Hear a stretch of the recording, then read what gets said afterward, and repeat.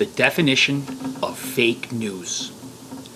With no respect at all to Don Lemon, the fake news general himself. The definition of fake news is not simply stories fabricated out of total lies. Those stories, of course, are part of fake news, but other elements, including omitting facts from a story that would conflict with the mainstream media's agenda, are fake news. Basically, if a news organization places its agenda and narrative over the whole truth, that is fake news. For instance, MSNBC and their like are complete fake news. They will regularly put out gossip as facts if it fits their agenda. CNN, CBS, NBC, ABC, PBS, they hate Donald Trump, and their agenda is to remove him from office, period. So any story that damages Donald Trump, they will run continuously.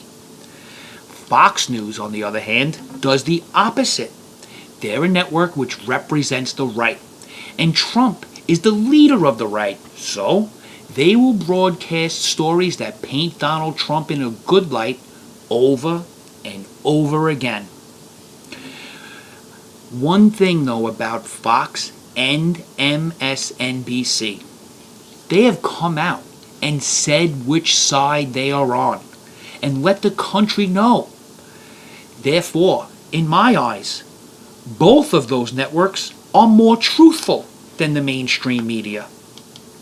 CNN, ABC, NBC, ABC, and PBS, the mainstream media. Remember, there's still 30% of this country that does not have cable TV, so they only have access to the network television stations that are free to them over the airways. These people are the true liars because they stand up and claim neutrality. In fact, they scream out that they are unbiased, and that is the biggest lie they tell. They also know the reach and power that they have, especially over dumb people. And by dumb, I'm not talking about the brainwashed lawyers and professionals, those limousine liberals who talk all day about how the country needs to take care of the downtrodden, and then over their after dinner brandy discuss all of the tax loopholes they can take advantage of. By dumb people, I mean the truly dumb people out there with 70 and 80 IQs. Those people that do not understand cause and effect. They can't grasp that there is a domino effect to actions. The mainstream media takes advantage of these people by pushing their agenda, by repeating the same agenda-driven narrative over and over and over again, where they say, lie enough times and people will believe it. For instance, a network wants to promote the agenda for a company whose product protects from lightning strikes. So let's say 150 people a year get hit by lightning. Not a lot in comparison to the 320 million people that live in America. And nobody today is really worried about themselves getting hit by lightning. But then the mainstream media starts their narrative. And this narrative promotes the sponsor's agenda. So, Monday, the news starts off. Joe Smith was hit by lightning, and he is in grave condition. Let's go to a correspondent on the scene. And then they spend half of their show about this story. And then Tuesday comes along. The first story, the headline of the day? Joe Smith is still in grave condition. Let's go to our correspondent to get a heartwarming, emotional story from his wife and children. Then Wednesday comes. Joe Smith update starts the show. He's in stable condition. And then on Thursday, all of a sudden, John Jones has been struck by lightning. Here is our reporter on the scene. And they go through the same push on this guy. 3 days or so, and they change the name and repeat the story over and over all year long. By the end of the year, half of the country will be leaving their homes looking up, trying to dodge lightning. Because they have been convinced that lightning is the most dangerous risk in the country. The whole point is, it is not just straight out lies that make fake news, but pushing agenda over truth. Red pill moment here, folks. Why is the mainstream media pushing their agenda over profits? Who do they really work for?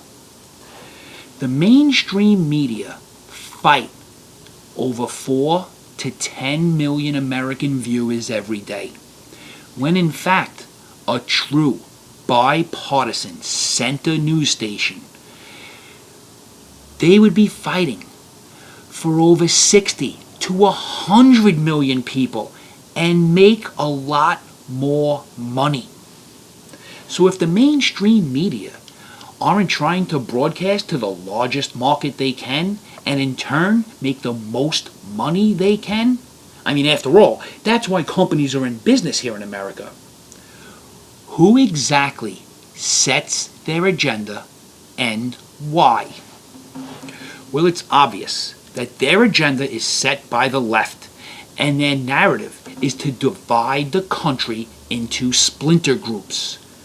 Think about everything in the mainstream media these days is instantly split into groups, whether they be by race, religion, immigration status, always into groups.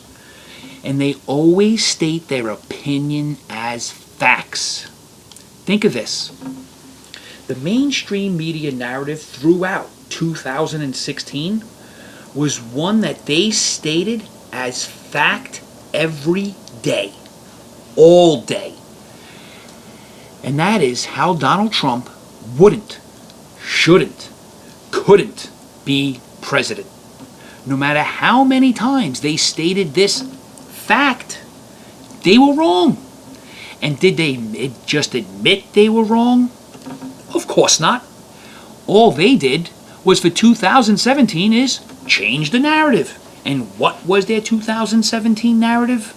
It was that Donald Trump is a traitor. He worked in conjunction with the Russian government to hack into and change the 2016 election. All year, every day, all day. That is all we heard as fact. And again, they were wrong. All year spent on it, dividing the country and convicting a rightfully elected and sitting president of treason. And where is the new narrative? Since Donald Trump was a victim of a Stalin-type investigation and has become frustrated by it, he's guilty of obstructing justice. He had a meeting with the White House legal counsel about his options, something all Americans have the right to do. Did that meeting remain confidential? No, of course not. It was somehow leaked to the press. Think about that simple fact that the mainstream media broke the seal of client-attorney confidentiality, one of the bedrocks of our justice system. Anyway, Donald Trump, and remember, he has known all year that he is innocent and has let this investigation go on. In fact, his team has been working with the investigators. Anyone involved spoke to the investigators answered all of their questions. I haven't heard anything about Fifth Amendment dodging. All emails turned over, none deleted. That's right, not one email was bleach bit. So the mainstream media has dropped the Russian collusion story and moved on to their new narrative for 2018. Hopefully, they can get Donald Trump on a process crime. A process crime in a situation where no underlying crime of treason was committed, the crime they initially sought. In fact, the only real thing we learned about Russia over this past year is that the Russian narrative is to sow division into America, to divide Americans any way they can, because divided we are weaker. And what has been the consistent agenda of the mainstream media? To divide us into groups and sow division throughout America. And that is the most evil thing about the mainstream media.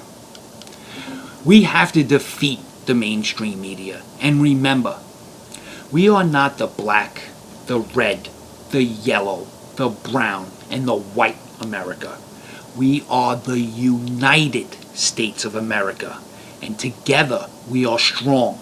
And together we can defeat the mainstream media. And this goes directly against their overall goal. And this is how we defeat them.